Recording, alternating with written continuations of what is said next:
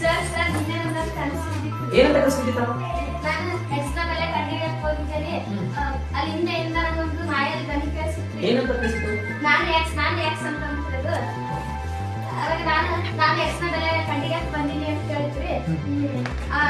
ನನ್ನನ್ನು ಕಂಡುಹಿಡಿಬೇಕಂತಂದ್ರೆ ನಾನು ಕ್ವಶನ್ ಕೇಳ್ತೀನಿ, ಅದಕ್ಕೆ ಆನ್ಸರ್ ಹೇಳಂತಂದ್ರಿ.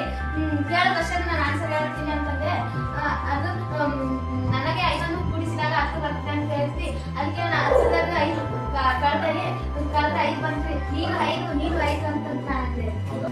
ಓನಿನ ಕಂಡುಹಿಡಿದಕ್ಕೆ ನಿನಗೆ ಸರಳ ಸಮೀಕರಣ ಬರುತ್ತದೆ ಎನ್ನುವ ಇವಾಗ ಭೂಮಿಕಾಗ ಕನಸು ಬಿದ್ದಿತ್ತು. ಆ ಕನಸಲ್ಲಿ ಎಕ್ಸ್ ನ ಬೆಲೆಯನ್ನ ಆಕೆ ಕಂಡುಹಿಡಿದು. ಅದೇ ತರನೇ ನಾನು ನಿಮ್ಗೆ ಒಂದು ಪ್ರಶ್ನೆನ ಬರೀತೀನಿ. ಇಲ್ಲಿ ನೋಡಿ ಏನಂತ, ಒಂದು ಅಂದ್ರೆ ಎಕ್ಸ್ ಇದೆ, ಎಕ್ಸ್ ಗೆ 5 ಸೇರಿಸಿದಾಗ 15 ಬರುತ್ತದೆ. ಎಕ್ಸ್ ಗೆ 5 ಸೇರಿಸಿದಾಗ 15 ಬರುತ್ತದೆ. ಇದನ್ನ ಯಾರು ಕಂಡುಹಿಡಿತೀರಿ? ಎಕ್ಸ್ ನ ಬೆಲೆನ ಯಾರು ಕಂಡುಹಿಡಿತೀರಿ? ಓಕೆ, ಕಂಡುಹಿಡಿ ನೋಡೋಣ ಹೆಂಗ್ ಕಂಡುಹಿಡಿತೀವಿ.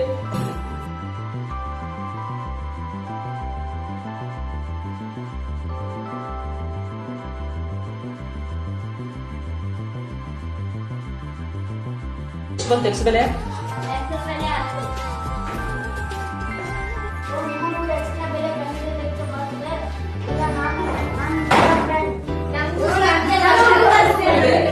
ನಿಮ್ಮೆಲ್ಲರಿಗೂ ಕೂಡ ಎಕ್ಸ್ ನ ಬೆಲೆ ಕಂಡುಹಿಡಿಯಕ್ಕೆ ಬರಕತ್ತಿತ್ತು. ಅಂದ್ರೆ ಈ ಎಕ್ಸ್ ಅನ್ನೋನು ನಿಮ್ಮೆಲ್ಲರ ಫ್ರೆಂಡ್ ಆಗಿದ್ದಾನೆ.